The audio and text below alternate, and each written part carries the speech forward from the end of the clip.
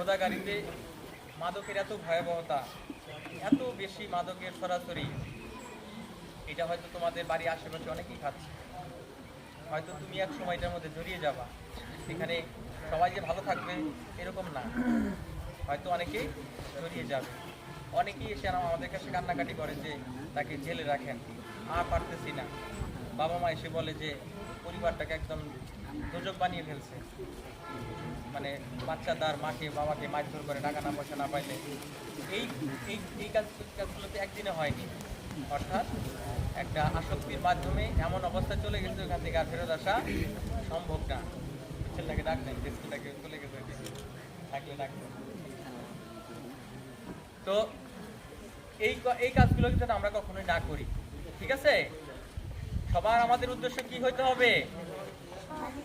সৎ উদ্দেশ্য হইতে হবে, রাইট? আর কি করতে হবে? ভালো মানুষ হতে হবে আমাদের। আমরা যেন একজনের দুঃখে আমরা যেন পাশে দাঁড়াতে পারি। কেমন মানবিক যে গুণাবলী সেটা আমাদের মাঝে থাকতে হবে, ঠিক আছে?